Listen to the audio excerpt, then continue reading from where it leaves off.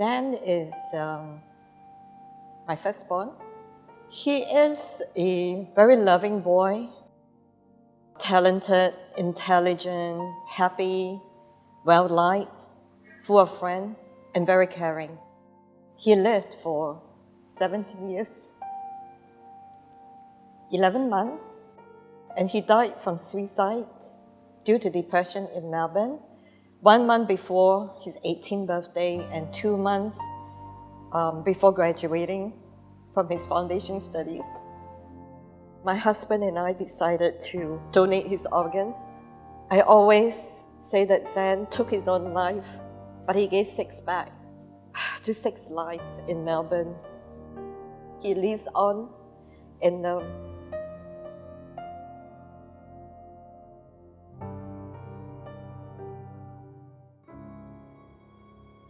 There's a misconception that mental illness or depression only strikes kids from dysfunctional family. It's so not true. Zen comes from a loving family, and yet he has depression. We lost him to suicide.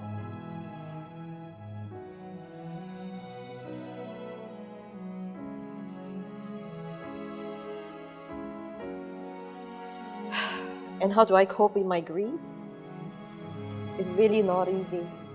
But I know the first thing I did was to forgive and let go of my anger.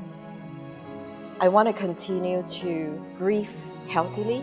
I want to make him proud. I read in his handphone that he wants to be a psychologist because he understands the pain and he will be able to help others. And that gives me the idea of what can I do to find purpose in life for him and for me. And that's when my husband and I decided to set up the Zen Dylan Koh Fund with Limitless.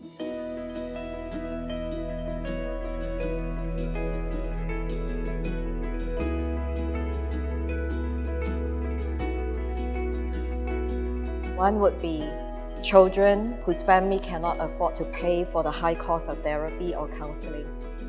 Second group would be those kids who do not want the parents to know because of the stigma or the parents cannot understand.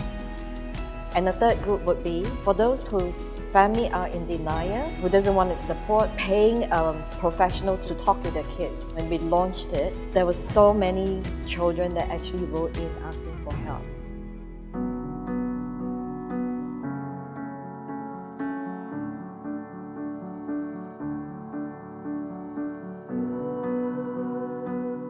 So I started Limitless with a bunch of friends. It was my vision because I saw that there are so many youths out there that are struggling and they have nowhere to go.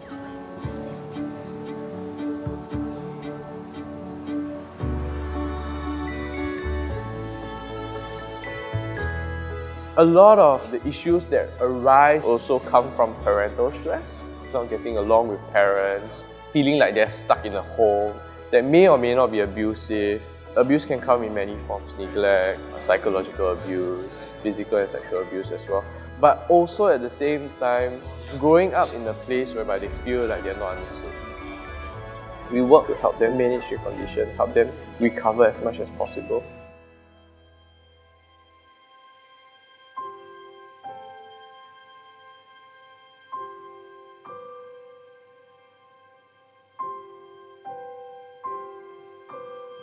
There are many reasons that can cause a person to go into depression. In the case of my son, he found the education system very challenging. I also don't deny that there was a toxic family situation which he had to deal with, and also relationship issues.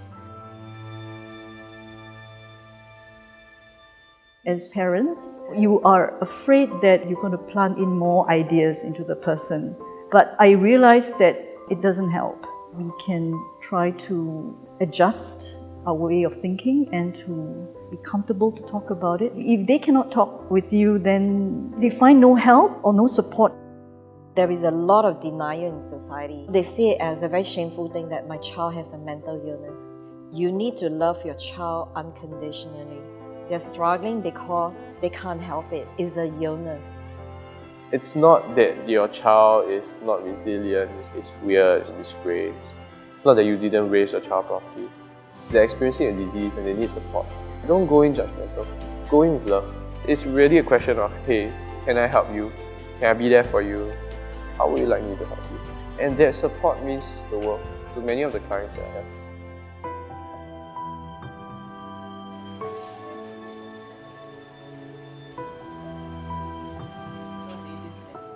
I feel like I've been to hell and back.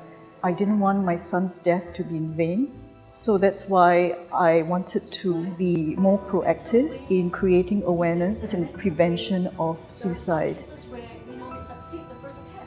I want to break the taboo and the stigma because suicide and depression is something that society don't want to talk about it. I decided to go public. I got thousands and thousands of people who message me directly, telling me, it's so brave for you to do this, you're really strong. I like to think that it's not because I'm strong, but it's because of my love for Zen that is strong, that I could do this for him.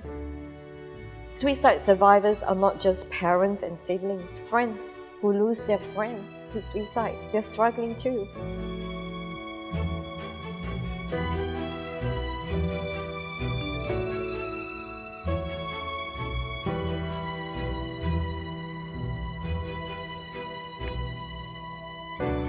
In a way, I know Zen is watching out for his friends. It's still touching lives.